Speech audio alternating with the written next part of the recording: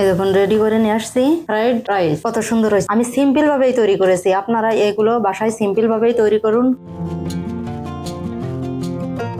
দিয়ে দেবো এই পর্যায়ে কিছু ধনের পাতা। আমি বাসায় যা ছিল সেই উপকরণ দিয়েই আপনাদের এই রেসিপিটা করে দেখাচ্ছি। আসসালামু আলাইকুম, হ্যালো এভরিওয়ান। আশা করি আল্লাহর মতে সবাই ভালোই আছেন। আমার চ্যানেলটা যারা সাবস্ক্রাইব করেছেন তাদেরকে অনেক অনেক ধন্যবাদ। চলুন আজ নতুন একটা রেসিপি খেয়ে আসি। আমি বাসমতি চাল নিয়ে নিয়েছি 400 গ্রাম। এগুলো ধুয়ে একটু পরিষ্কার করে আধা ঘন্টার মতন ভিজিয়ে রাখবো। এভাবে আস্তে আস্তে করে আলতো হাতে চালগুলো ধুয়ে নিতে হবে। এই যে আমি এভাবে পরিষ্কার পানি বের করে নিয়েছি, চাল দিয়ে এভাবে ভিজানো থাকবে। দুটো ডিম ভেঙে নিয়েছি, দিয়ে দেবো 1 চিমটি লবণ। পাশে রেখে দিব।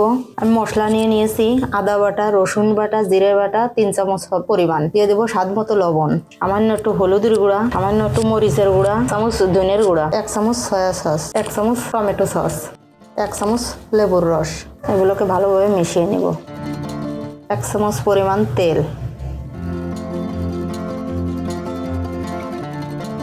মেশানো শেষ। এটা নিয়েছি চিংড়ি, ধুয়ে পরিষ্কার করে সুন্দরভাবে নিয়েছি। 1 চামচ পরিমাণে মশলা দিয়ে দিব, দিয়ে এইগুলো ভালোভাবে মিশিয়ে রাখবো। মশলার ভিতর দিয়ে দেবো 1 চামচ টক দই। এগুলোকে ভালোভাবে মিশিয়ে নিব। দিয়ে দেবো কিছু চিকেন টুকরা ছোট করে নিয়েছি, ভালোভাবে মশলাগুলো মাখিয়ে নেব।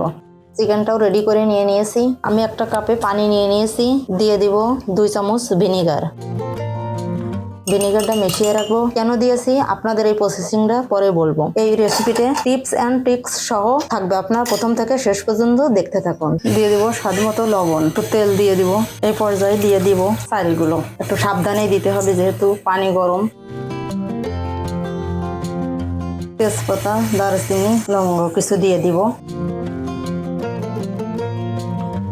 এই পর্যায়ে দিয়ে দিব ভিনিগার আর পানির যে মিশ্রণটা, এটা দিলে হবে ভাতগুলো অনেক সাদা দবদবে হয়ে যাবে, ঝরঝরা হবে। 80% প্রায় হয়ে গেছে, আর 5 মিনিট জাল করে আমি নামিয়ে নিব। তেল দিয়ে দিব। তেল গরম হয়ে গেছে, দিয়ে দেব ফেটিয়ে রাখা ডিম দুটো।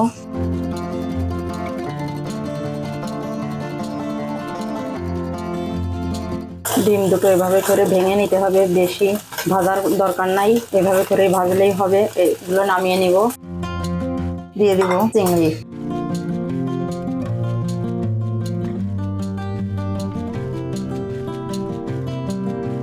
চিংড়ি মাছগুলোও হয়ে গেছে, আমি নামিয়ে নিব। আমি এই কড়াইয়ের মধ্যেই একটু তেল দিয়ে দিব। চিকেনগুলো দিয়ে দিব।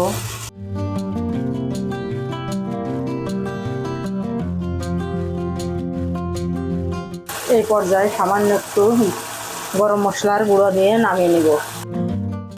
আমি আর একটা কড়াই নিয়ে নিয়েছি, দিয়ে দেব তেল। দিয়ে দেব কিছু পেঁয়াজ কুচি, মরিচ কুচি। পেঁয়াজ মরিচ বাদামি কালার হয়ে আসছে। এই পর্যায়ে আমি ভাতগুলো দিয়ে দিব। এরকম একটা জালিতে আমি ভাতগুলো ঝরা দিয়ে রেখেছিলাম। আপনাকে আলতোভাবেই করতে হবে। চিকেনগুলো দিয়ে দিব।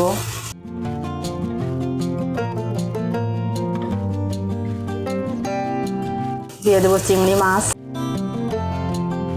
দিয়ে দেব ডিম। এটা অপশনাল, কিছু কাজু বাদাম, পেস্তা বাদাম, চীনা বাদাম, কিছু কিশমিশ দিয়ে দেবো। এই পর্যায়ে কিছু ধনের পাতা। আমি বাসায় যা ছিল সেই উপকরণ দিয়েই আপনাদের এই রেসিপিটা করে দেখাচ্ছি।